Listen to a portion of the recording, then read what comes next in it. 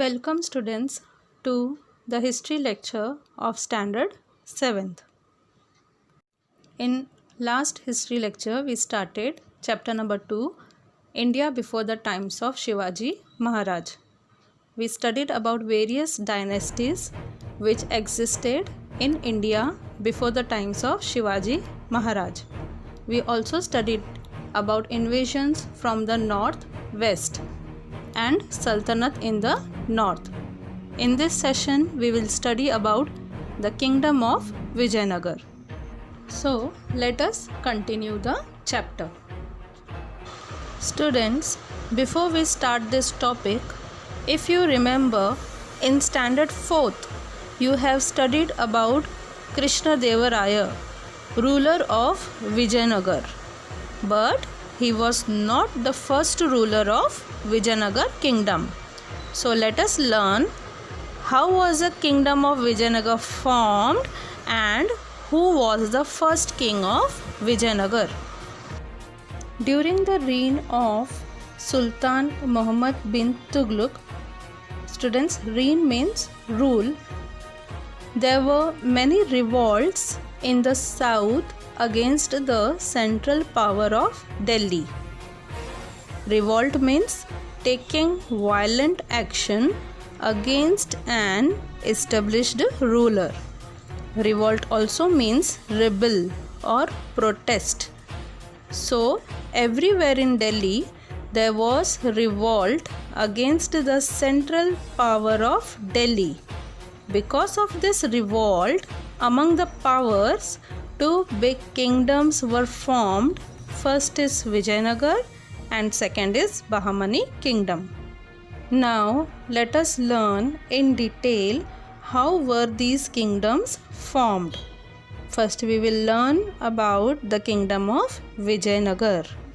As we studied, there was instability in south among rulers against the central power in Delhi. The brothers Harihar and Bukka from South India, who were the Sardars in the service of Delhi Sultanate, taken the advantage of this instability in south. When all other rulers were revolting for the power during the reign of Muhammad bin Tughlaq, Harihar and Bukka founded the kingdom of Vijayanagar in south in 1336 CE. Harihar was the first king of Vijayanagar and Hampi was the capital of this kingdom. Hampi is in today's Karnataka. Harihar was succeeded by his brother Bukka, means after the death of Harihar, his brother Bukka became next king. Succeeded means taking a position after somebody else. Means Bukka took the position of Harihar. Bukka brought the region up to Rameshwar under his control.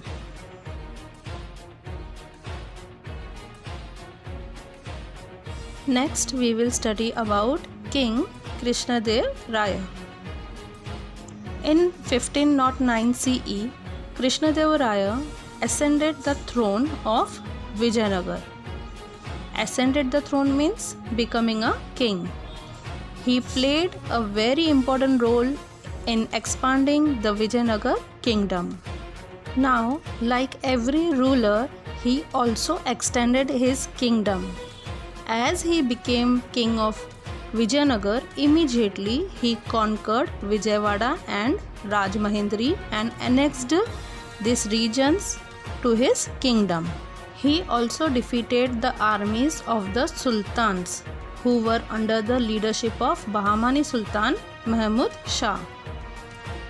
He also extended the kingdom of Vijayanagar from Cuttack in the east up to Goa in the west and from Raichur, Doab in the north up to the Indian Ocean in the south.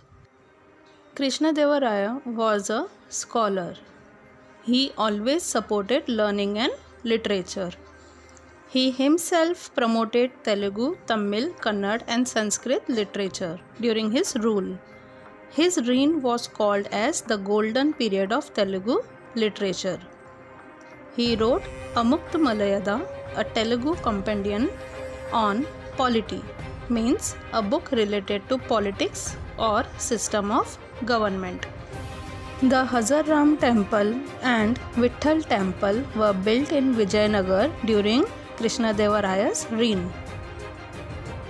Krishnadevara died in 1530 CE. The decline of Vijayanagar kingdom began with the death of Krishnadevara. Decline means becoming weaker.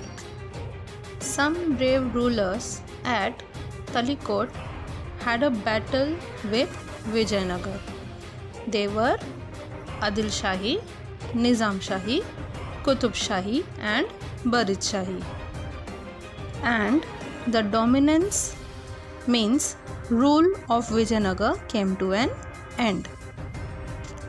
And thus Vijayanagar was defeated.